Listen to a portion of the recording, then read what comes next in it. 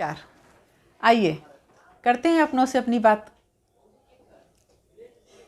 पश्चिम के देशों ने तो बहुत बड़े आविष्कार किए हैं, बहुत बड़ी मशीनरी, इंडस्ट्रीज़, सबका बहुत आविष्कार किया उन्होंने, उनको जन्म दिया है। लेकिन पश्चिम की जो खोज है वो बस शरीर तक ही रही है। हमें शारीरिक रूप से जो चीज़ें, भौतिक वस्तुएं हैं, उसका ज्ञान उसने दिया। लेकिन भारत में जो सबसे बड़ी खोज हुई है वो शरीर के तल पे नहीं, आत्मा के स्तर पे, हमारी इनर स्ट्रेंथ के लिए। और हमारे भारत में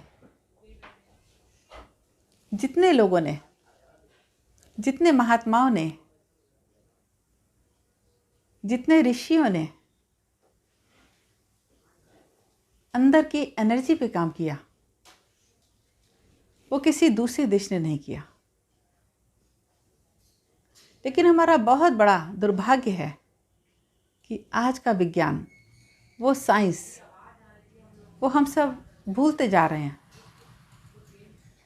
हम उन्हीं सब भौतिक चीज़ों की खोज में लगे हैं या भौतिक चीज़ों के बारे में ही जानना चाहते हैं शारीरिक स्तर पर, और आत्मा वो हमसे चूकती चली जा रही है। हम बात तो ज़रूर करते हैं आत्मा की, लेकिन कहाँ है?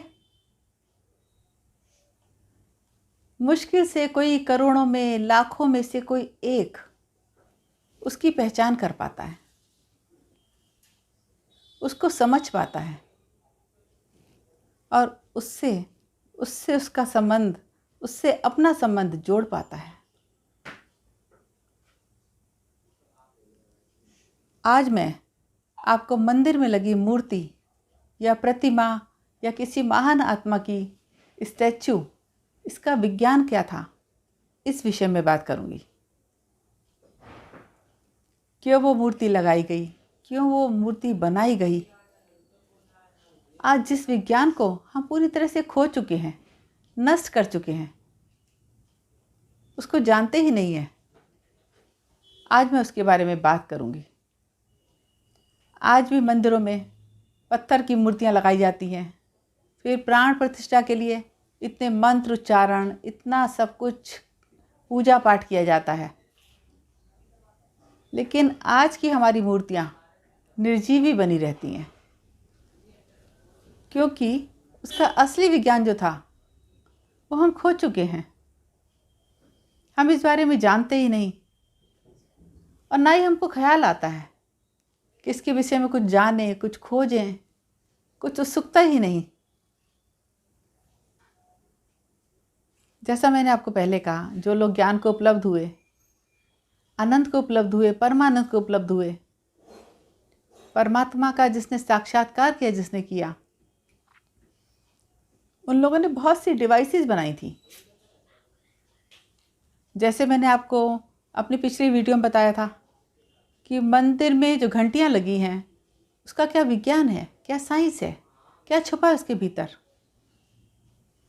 आप बात को सुन के समझे होंगे, आपने इस बात को समझा होगा, और जब करके देखा होगा तो वो आपका अपना ही एक्सपीरियंस बन गया होगा।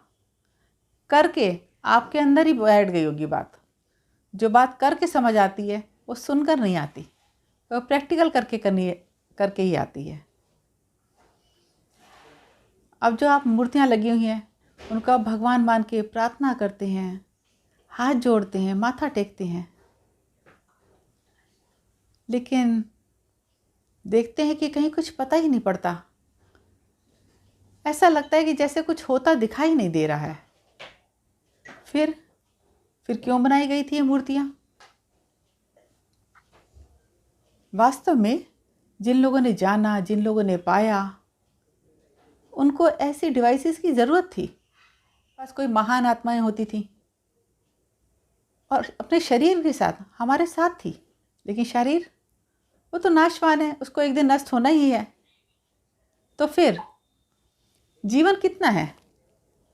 बहुत छोटा सा जीवन है।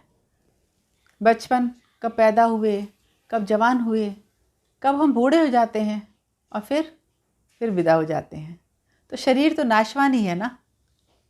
और इस डिवाइस को उस महान आत्मा से कनेक्ट कर दिया जाता था जिसकी हम मूर्ति बना रहे हैं। उसकी स्पिरिट के साथ उसका एक कनेक्शन बना दिया जाता था। तो जब भी कोई भी उस मूर्ति के साथ रहता था, उसके सामने आता था, अपने ध्यान में डूबता था, उस मूर्ति से प्रार्थना करता था, उससे कनेक्ट होता था, तो उससे ऑटोमेटिक संबंध स्थापित हो जाता था। जैसे कि वो महान आत्मा जीवित होती थी, उससे कनेक्ट कर सकते थे सब, ऐसे ही सारे लोग उससे कनेक्ट कर सकते थे। लेकिन आज ना तो हमको इसके बारे में कुछ याद है, ना ही हम जानने की कोशिश करते हैं। इसको तो हम अपना दुर्भाग्य कहेंगे कि हमें कुछ भी जानने की इच्छा नहीं है, जानना भी नहीं चाहते, और हम अपनी प्यास ही सचमुच खो चुके हैं।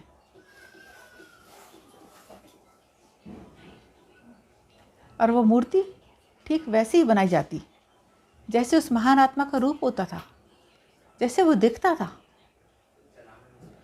किसी को गए हुए 500 साल गुजर गए, किसी को 700 साल गुजर गए, किसी को 1000 साल गुजर गए। तो अब जो ये नए लोग हैं, उनके लिए मुश्किल ही होगा उनको याद करना कि उनकी शक्ल कैसी थी, उनके हाव भाव कैसे थे, वो दिखते कैसे थे, उनका रूप क्या था। तो उसके साथ हम किसी भी ऑब्जेक्ट को जोड़ सकते हैं, ऐसा नहीं है। हम किसी भी ऑब्जेक्ट को जोड़ के उसकी डिवाइस को बना सकते हैं। आपने देखा होगा किसी मंदिर की मूर्ति में, किसी माता के मंदिर में एक अनगढ़ंत सा पत्थर रखा होता है, कोई शेप नहीं होती उसकी, लेकिन उसके अंदर वो डिवाइस होती है, वो हमारी श्रद्धा होती है।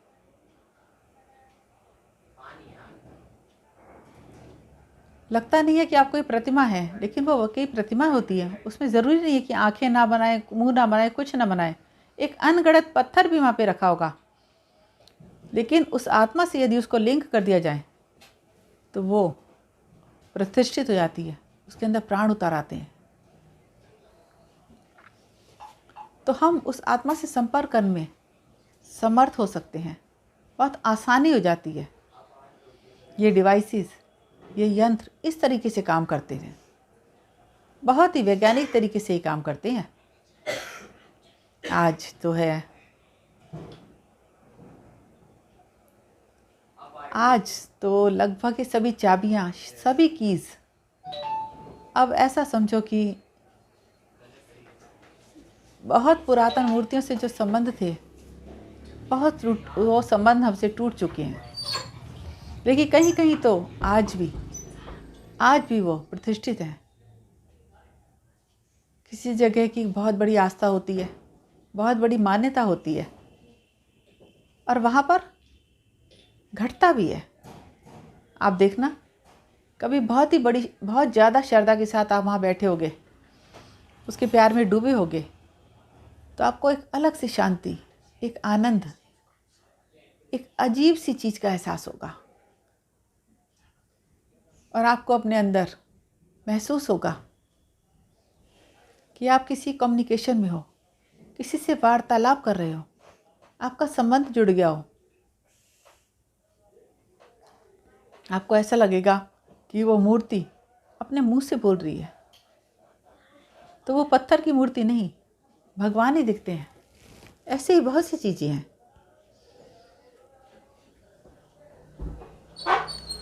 मैंने जैसे आपको अपनी पिछली वीडियो में मंदिर में लगी घंटियों का विज्ञान के बारे में बताया था, और एक लास्ट वीडियो में मैंने आपको ओम के बारे में जानकारी दी।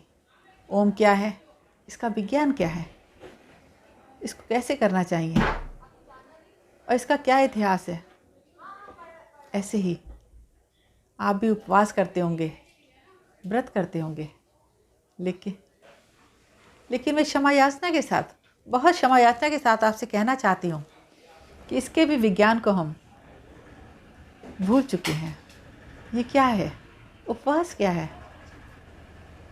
मैं साफ शब्दों में आपको बताना चाहूँगी कि जो उपवास या व्रत आप करते हैं ना, वो आपके किसी भी काम के नहीं है। कारण वही, इस साइंस को, इसके विज्ञान को आप जानते ही नहीं हो, आप समझते ही नहीं हो। जैसे ही आप इसके विज्ञान को जानेंगे तो आपको पहली बार पता चलेगा कि उपवास क्या होता है, व्रत क्या होता है, कैसे इसको किया जाता है, क्या इसके तरीका है। और जो आपके पंडित, पुजारी, महात्मा, साधु संत आपको बताते हैं, उन बेचारों को खुद ही नहीं पता। तो अगली वीडियो में मैं आपसे बात करूंगी, व्रत या उपवास क्या है। आप इसी तरह वैज्ञानिक तरीके से हमारे धर्म के घंटी के महत्व को, उपवास के महत्व को, ओम के महत्व को, मूर्ति के महत्व को जानते रहें। इसी मंगल कामना के साथ मैं आपको फिर मिलती हूँ अपनी नेक्स्ट वीडियो में। धन्यवाद।